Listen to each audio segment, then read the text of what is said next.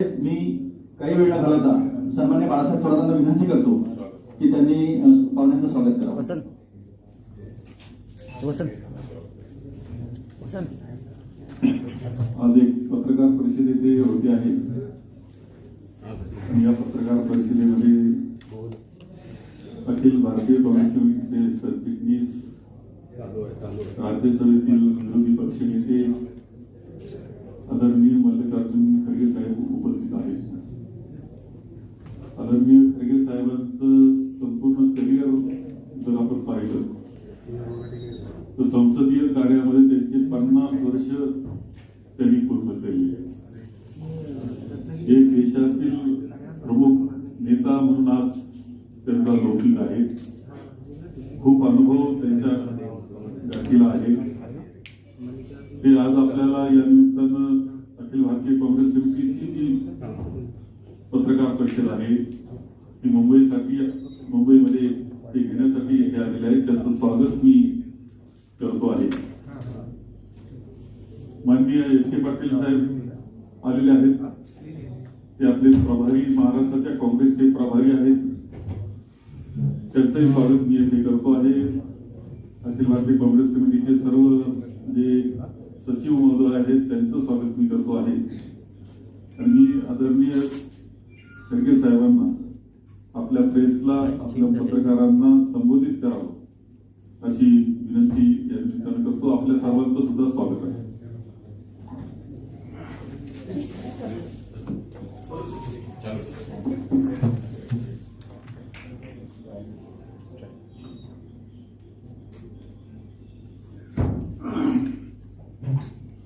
इस मंच पर बैठे हुए सभी नेतागण, महाराष्ट्र प्रदेश कांग्रेस कमेटी के यहाँ जो इंचार्ज सेक्रेटरी है श्रीमान एच.के. पाटिल जी, थोरात साहब, नजीर खान साहब और सारे जितने भी पदाधिकारी हैं, उन सभी को, और खासकर आप जो इतने बड़े बारिश में भी इस प्रेस कॉन्फ्रेंस को नमूद करने के लिए और इस प्रेस कॉन्फ्रेंस में हिस्सा लेने के लिए जो आए हैं, आप सभी का मैं तहे दिल से शुक्रिया अदा करता हूँ, स्वागत करता हूँ। और अब जो दिन पे दिन देश में हर चीज की कीमतें बढ़ रही है और उससे जो सामान्य जनता को उसका नुकसान उठाना पड़ रहा है और बहुत से गरीब लोग, गरीब जनता बड़ी परेशानी में है, त्रस्त है। देश के लोगों को सुखी रखूंगा, सुख और समृद्धि के साथ देश को आगे बढ़ाऊंगा, इसीलिए उन्होंने जनता से मौका मांगा और अपने हर भाषण में यही कहा कि भाई कांग्रेस को आप 70 साल दिए, मुझे सिर्फ 7 साल के लिए, 5 साल के लिए एक बार चुनिए। लेकिन जब वो सत्ता में आए, आज क्या हालत है? अगर मैं ये आंकड़े आपके सामने रखूंगा कि उनके जमाने में जो पेट्रोल और डीजल के दाम जो दिन पे दिन बढ़ रहे हैं और इतने बढ़ रहे हैं कि सामान्य जनता के पहुंच में नहीं है।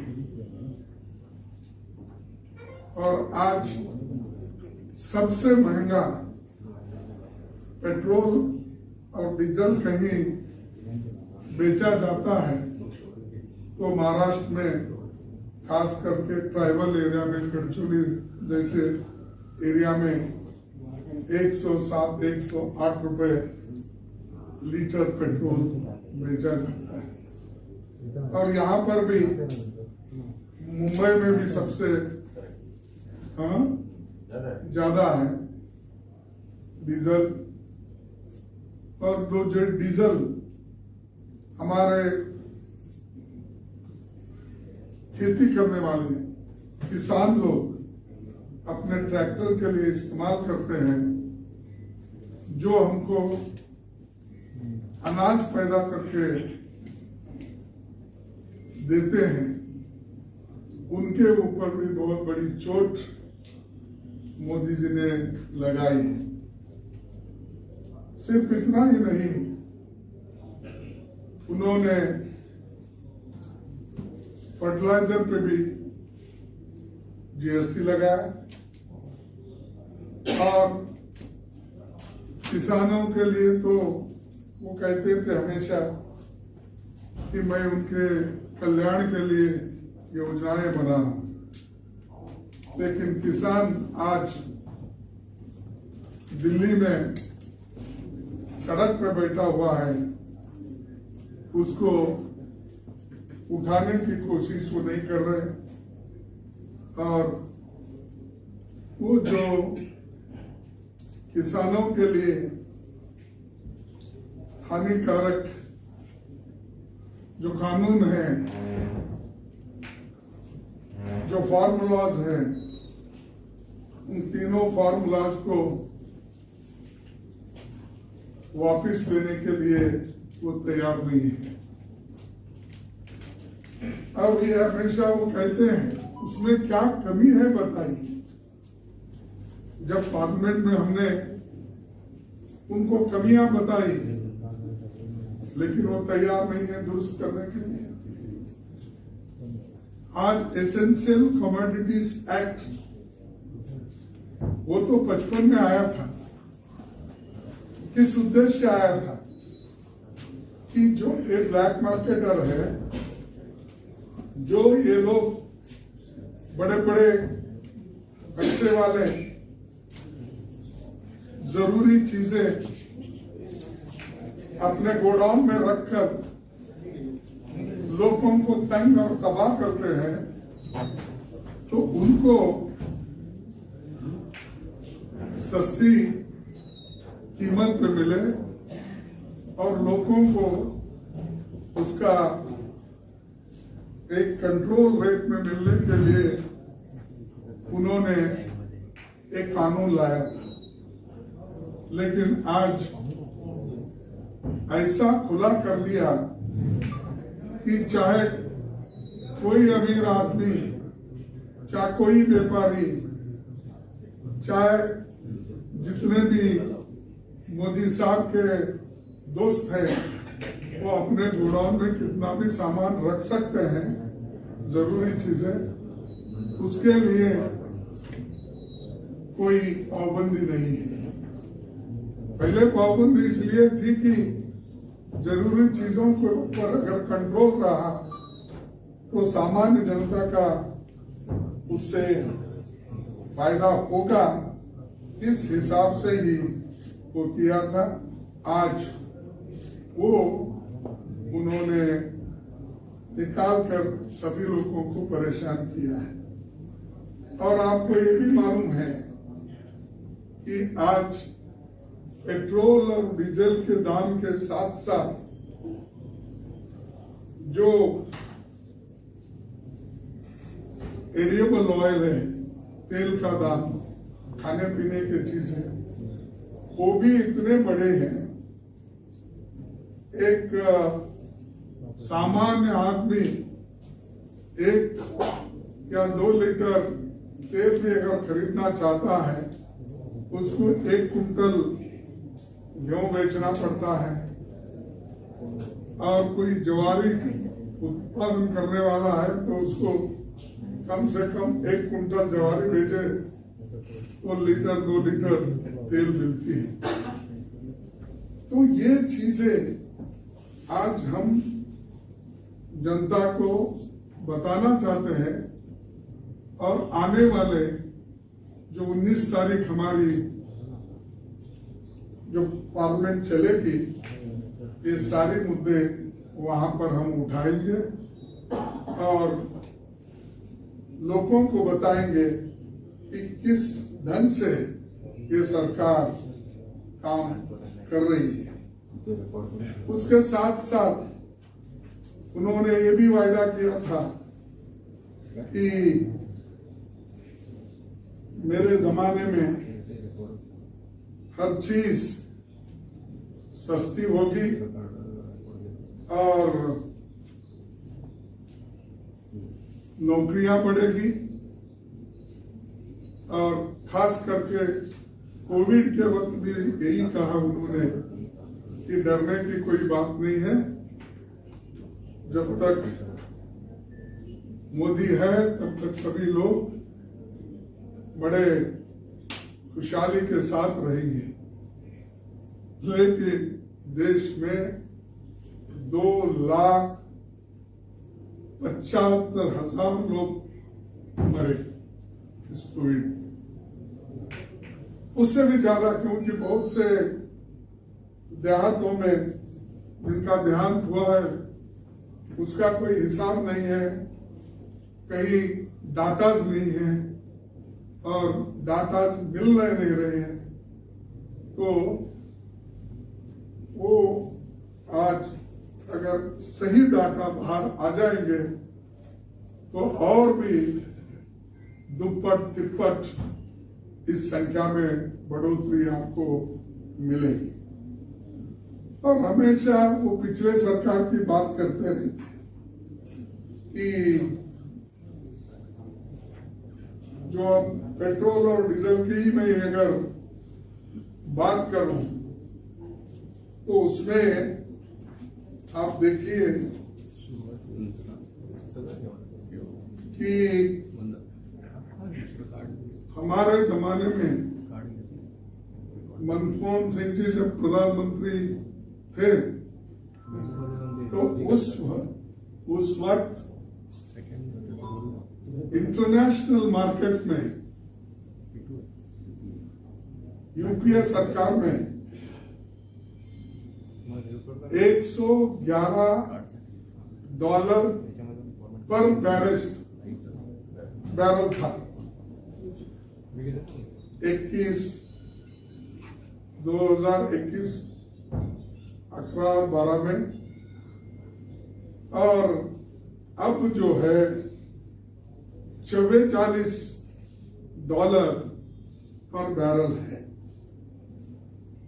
इतना कम रहने के बावजूद भी आज 107-8 रुपए पर लीटर बिक रहा है,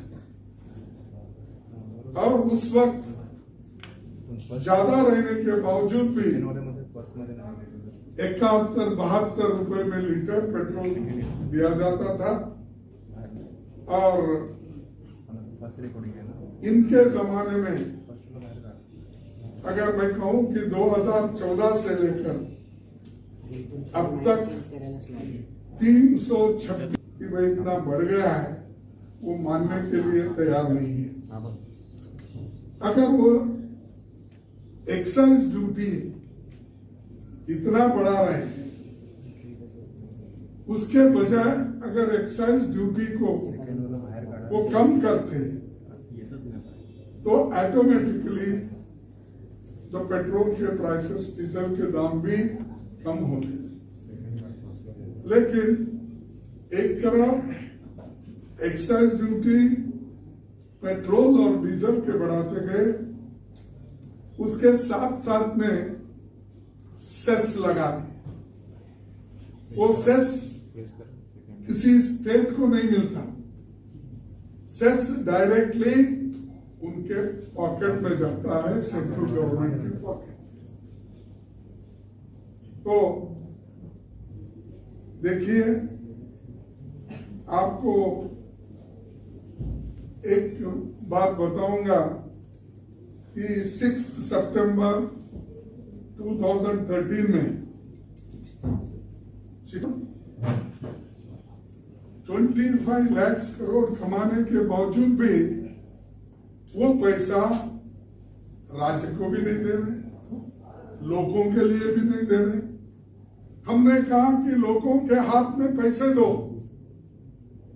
कंज्यूमर्स के हाथ में अगर पैसे आ गए तो automatically production, factories, manufacturing, shopping सभी को मिलता है, नौकरियां मिलते हैं।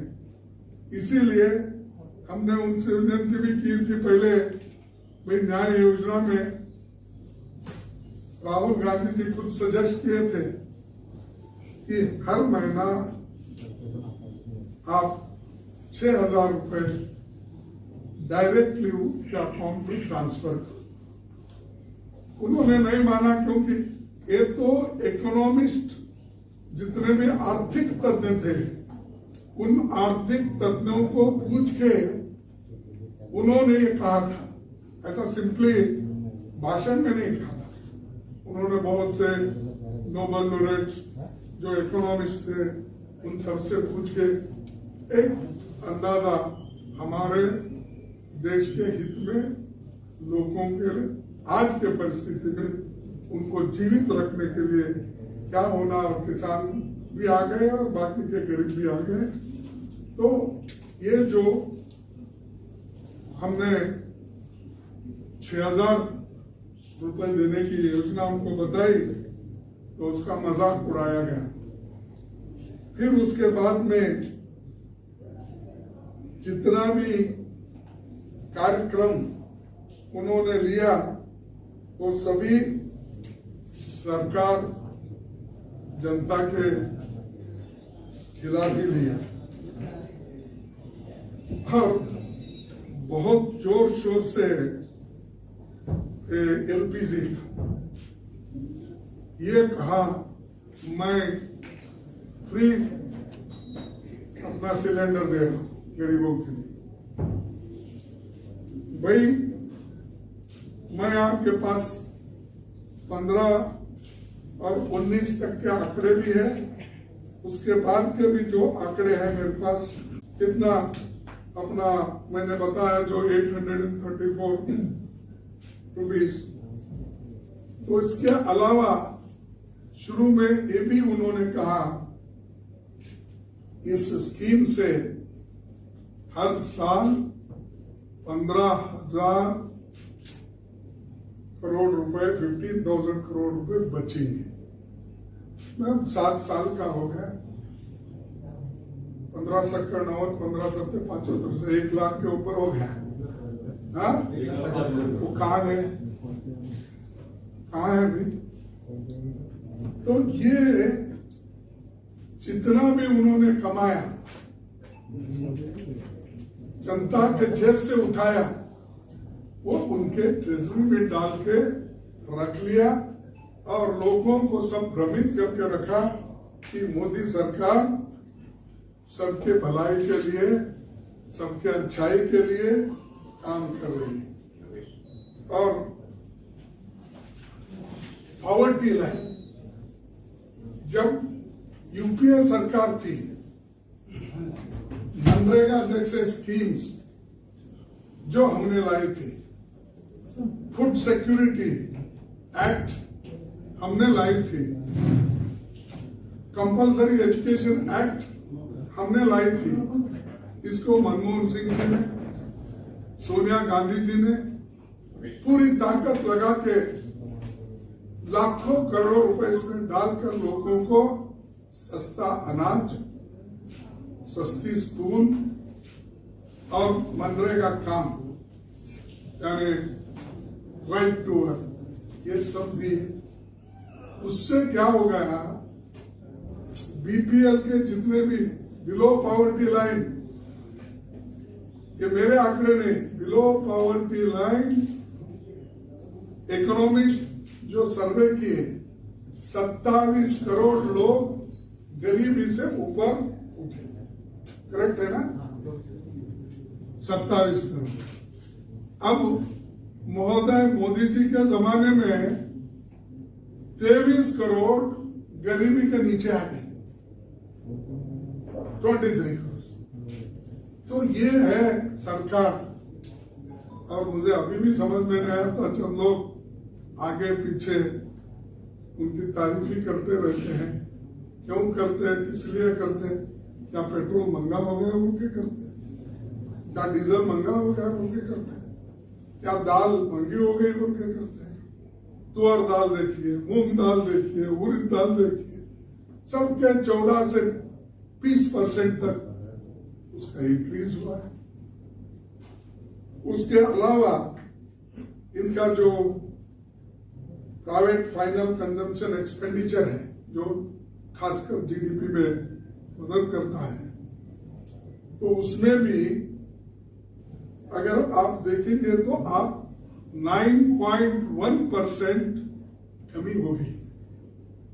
यानी उतना पैसा आज लोगों के हाथ में नहीं आ रहा है, वो लाखों के हिसाब से आता। जब हमारा मोर और लेस टर्नओवर जब रहता है 222 लाख करोड़ और 223 ऐसा होता है, तो जब 9.1% कम, ऑटोमेटिकली वो भी कम होता है। उतना पैसा बाजार में कम आता है, लोगों की इनकम घटती है और लोग परेशान होते हैं।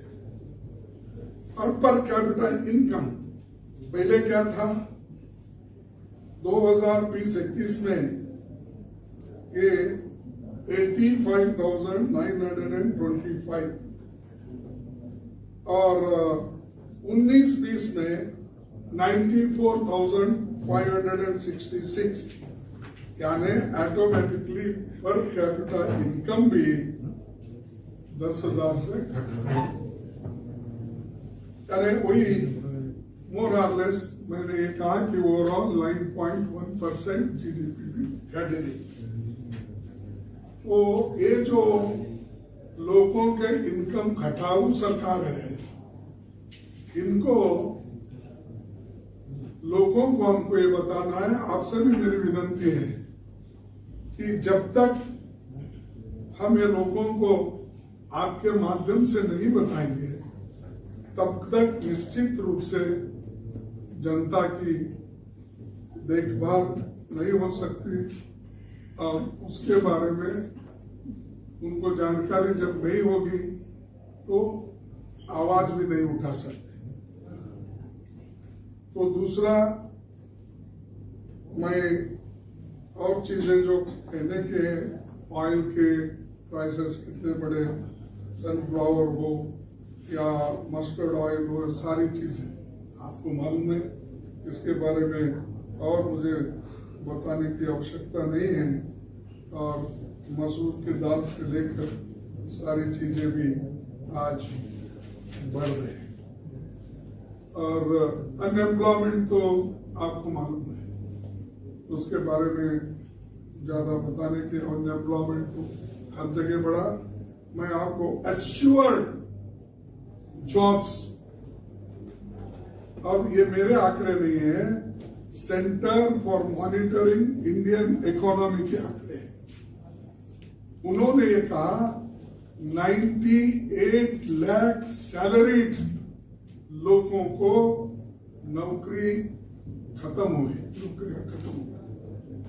98 lakh salaried people lost their job last year, एक साल में। और इधर वैकेंसीज भी है गवर्नमेंट में, central government, public sectors, railways, banks, इसमें नौकरियां सब अगर आप मिलाएंगे तो वो सभी और एडेड इंस्टीट्यूशंस, यूनिवर्सिटीज, इसका हिसाब मैंने किया। 1 करोड़ 33 लाख नौकरियां वहां भी खाली है। तो ये जो है, अगर इधर नौकरियां जो खाली है, वैकेंसीज है, वो भी भर्ती नहीं कर रहे। और अगर ये भर्ती अगर कर देते, 1 करोड़ लोगों के हाथ में पैसा आता, वो भी बाजार में आता था। तो इसीलिए मैं ज्यादा न कहते यही कहूंगा कि लास्ट में 1-2 बातें कि आज 97% households, their income is declined. They have lost their income, 97% households. और इकोनॉमी की बात मैंने पहले ही बताई, और उसके अलावा मैं एक कॉर्पोरेट टैक्स, आपको मालूम है, इसके बारे में मोदी जी की बड़ी मोहब्बत है उनके साथ, कॉर्पोरेट वालों के साथ। देखिए 1920 में 5,57,000 कॉर्पोरेट टैक्स, 20-21 में 4,46,000, 21 और 22 में 5,47,000। इनकम टैक्स 4.9 लाख, 20-21 में 4.59 और 21-22 में 5.6 लाख। यानी इंडिविजुअल के, सैलरीड पीपल के इनकम टैक्स बढ़ रहे हैं और कॉर्पोरेट के टैक्सेस घट रहे हैं। तो ये जो चीजें ये आज हम सबको बड़ी तकलीफ में डाले हैं। तो अभी बहुत से चीजें हैं, मैं आपका ज्यादा समय नहीं लेना चाहता हूं कि ये जो पैसे का, हमारे रुपए का कीमत भी गिर गया, घट गया है डॉलर के मुकाबले में, और जो चीजें एक बहुत बड़े शान से कहते थे कि हम बहुत ही देश को क्या विश्व गुरु बनने जा रहे थे। अरे पहले इस देश के गुरु तो बनो, बाद में विश्व गुरु बनेंगे। लोगों को खाने को नहीं मिल रहा। तो ये चीजें सारी हैं। 50% हो गए ना जी, $44 पर बैरल, हमने तो 111 तक दिया। तुम हमसे कंपेयर करते हो। ठीक है, आप टैक्स कम करो, ऑटोमेटिकली दूसरे भी करते हैं। एक तरफ तो जीएसटी नहीं मिल रहा, मैं सुना सब्जेक्ट टू करेक्शन, यहाँ पर जीएसटी जो महाराष्ट्र में मिलनी थी, अभी 32,000 करोड़ रुपए नहीं मिला। अरे उनका हिस्सा भी नहीं दे रहे हो, और ऊपर से करो टैक्स कम करो। टैक्स कम करेंगे, रेडी है। Total 96,000 crore total devolution. हाँ, 96,000 टोटल डिवोल्यूशन। लेकिन आने वाला अब तो अभी बाकी उनके पास ही रख ली है उन्होंने। सर अब सरकार, महंगाई इतनी बढ़ेगी, सरकार की तरफ से जवाब नहीं आ रहा, तो क्या जो अगले हफ्ते से सेशन शुरू होने वाला मॉनसून सत्र, आप लोग इस मुद्दे को उठाएंगे? एक दूसरा, अगर सरकार जवाब नहीं देती तो क्या आप लोग सदन चलने देंगे या नहीं? देखो, सदन में ये बात करने के लिए होता है। हमारे विषय को जनता के सामने रखना, पार्लियामेंट के माध्यम से हम कोशिश करेंगे। लेकिन ये जो मुद्दे हैं जरूर उठाएंगे और उसका जवाब उनको देना चाहिए। अगर नहीं देते, क्योंकि वो मोदी साहब तो कभी आएंगे नहीं देंगे, वो अपने किसी एक मिनिस्टर को लगाएंगे या अपने आदमी वो बोलेंगे, और मोदी साहब सिर्फ आएंगे प्रेसिडेंट ऑफ इंडिया के भाषण का समारोह जब होता है उसमें बोलेंगे, लंबा सा भाषण करेंगे, वो चले जाएंगे। या नहीं तो बीच में जब इकोनॉमिक पैकेजेस जो दिए हैं उस वक्त बोलते वक्त अगर कोई फाइनेंस मिनिस्टर बोल रहा है तो तैयारी के साथ आएंगे, थोड़ी देर 10-15 मिनट बोलेंगे, फिर चले जाएंगे। उन्होंने सुनने के लिए तैयार नहीं है, उत्तर लेने के लिए हम तड़पते हैं, हमारे प्रश्न का उत्तर हमको मिल जाएगा। तो ये उनकी आदत नहीं है। लेकिन फिर भी हम लड़ाई छोड़ते नहीं, इसलिए नहीं छोड़ते, हम जनता के हक के लिए लड़ने के लिए वहां पर गए हैं।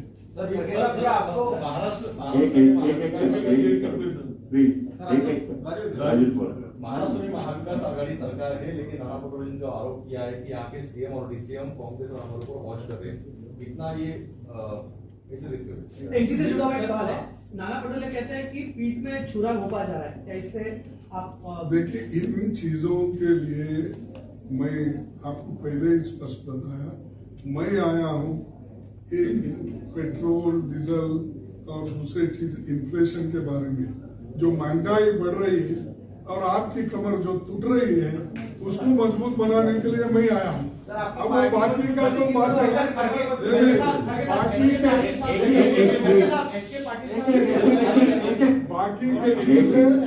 बाकी के चीजें पार्टी वाले आपको बोलेंगे।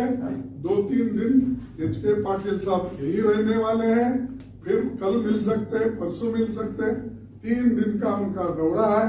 इसीलिए कृपा करके मैं आपसे विनती करूंगा कि वो सारी चीजें, वो उसके बारे में बहस होगी आपके साथ, लेकिन मेरी जो है ये इन्फ्लेशन के बारे में, जो महंगाई के बारे में, वो चीज के लिए जो आया हूं, kindly don't divert it, that is my request.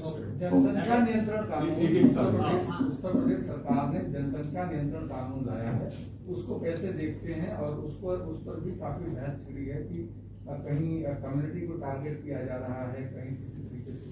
देखो साहब, ऐसे जो मुद्दे हैं हम पार्लियामेंट में उठाएंगे, क्या कहाँ है, कैसा है, कौन सा कानून है, क्योंकि यूपी वाला कोई कानून बना रहा है, आसाम वाला कोई कानून बना, वो मुद्दों पे हम जरूर उठाएंगे। हमारे पास 15-20 मुद्दे हैं, राफेल का है, ये है, वो है, कोविड का है, ये सारी चीजें हम वहां पर उठाएंगे। लेकिन फिलहाल मेरा उद्देश्य यही है, मेरे को जो टास्क दिया गया है कि इस पे बहस करने के लिए, तो इसलिए मैं वो सारी चीजों को देखेंगे। महागाईच्या मुद्द्यावरती तुम्ही या सरकारमध्ये सहभागी आहे, तर इथे काही प्रमाणात राज्यातल्या जनतेला दिलासा देण्यासाठी इथे काही कर कमी करावा का, अशा पद्धतीचा प्रयत्न करणार आहात? नाही, बघा, तुम्हाला माहित आहे ते सगळे मिळून म्हणजे इन्फ्लेशन कमी करण्यासाठी, महागाई कमी करण्यासाठी काय करायचं ते सगळं ठरवतील कॅबिनेट। खरगे साहब, महंगाई को लेकर राहुल गांधी लगातार ट्विटर पर एक्टिव रहते हैं, जमीन पर नहीं उतरते, ऐसा आरोप बीजेपी लगाती है। तो क्या इस बार के सत्र में राहुल गांधी महंगाई के मुद्दे पर कुछ स्पीच आप लोगों ने प्लान किया है, या फिर सिर्फ ओबीसी तक ही उनका बयान सीमित रहेगा? देखो, बीजेपी की आदत है कि हमेशा ट्विटर पर रहते, जमीन पे उतरते। अरे पूरे लोग हमारे पार्टी के जमीन पर ही है ना, साइकिल रैली आपने नहीं देखी, हर जगह बंडी रैली की। मनमोहन सिंह जी ने जो लेटर दिया था और मैं खुद जो सजेशन दिए थे, ये सारी लेटर इन पर्सन दिया, नॉट ए विजुअल टीम। ऐसा हम जैसा फिजिकली बैठे हैं, हम जब 5 लोग वहां बैठे थे, उनके समूह को सब दिया।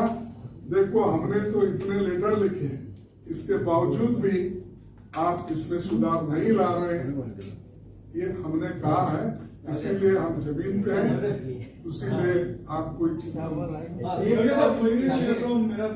एक सवाल आपसे यही है, जैसे आपने कहा कि बार बार आप सरकार से, सेंटर से बात कर रहे हो, कह रहे हैं कि फ्यूल के प्राइसेस कम कीजिए, आपके टैक्सेस जो है वो कम कीजिए, तो क्या ये पॉसिबिलिटी है कि जिन राज्यों में कांग्रेस की सरकार है वहां पे आप एक you should lead by the example कि आपने नहीं किया तो हमने एटलीस्ट यहाँ के टैक्सेस जो स्टेट टैक्सेस वो कम करें?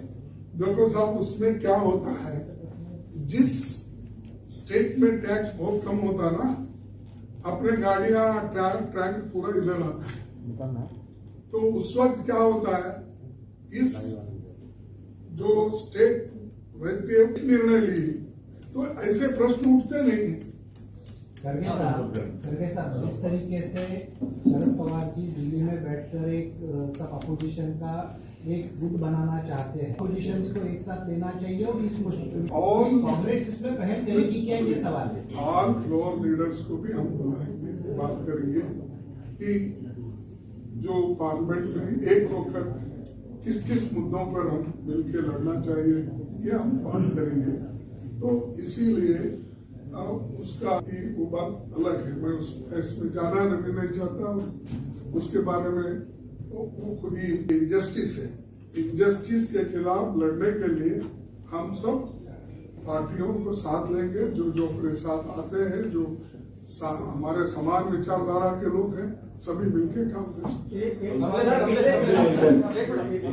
सर, वैक्सीन को लेकर लगातार जो नॉन बीजेपी शासित राज्य वहां से आरोप लग रहा है लगातार कि वैक्सीन यहाँ पर कम आए हैं, इसको लेकर भी क्या आने वाले सत्र में इस मुद्दे को लेकर आवाज उठाएगी?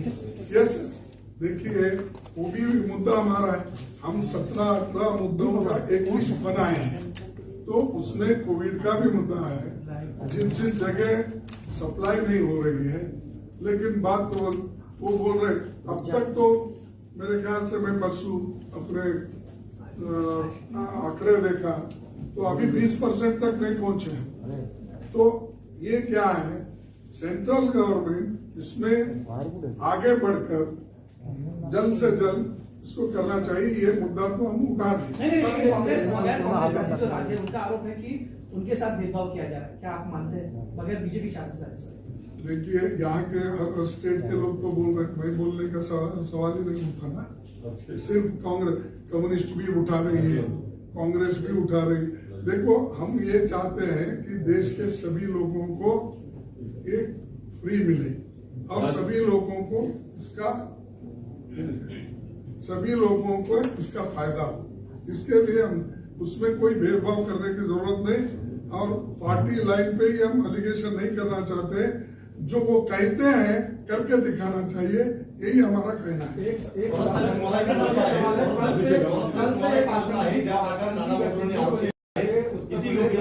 कार्रवाई चल रही है सर,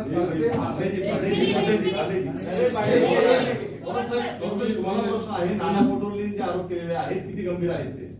मी यामध्ये आज खरगे साहेबांचं पत्रकार परिषद आहे आणि राष्ट्रीय प्रश्नावर चर्चा व्हावी अपेक्षा आपण सर्व बरोबर आहे। मी बोलतो परत तुम्हाला आज खरगे साहेबांना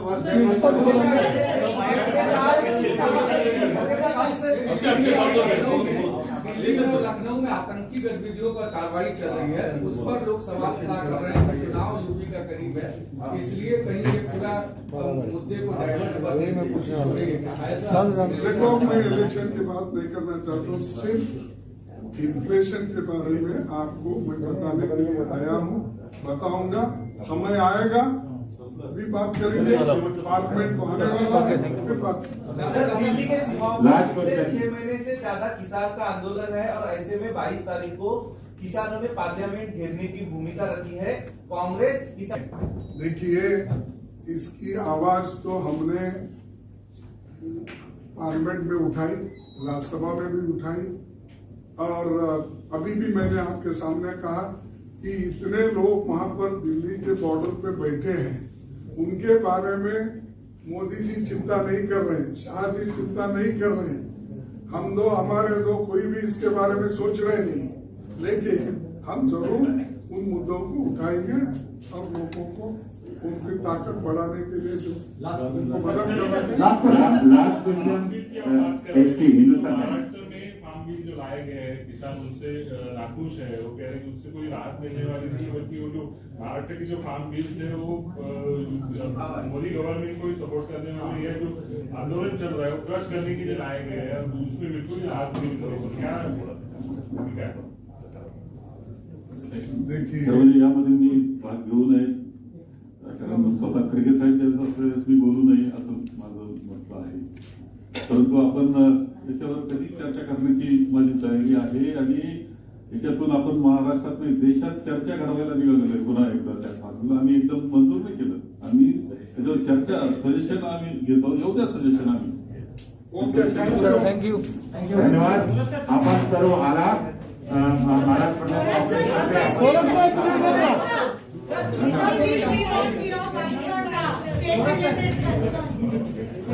स्टेट इश्यू आताच द्या ना।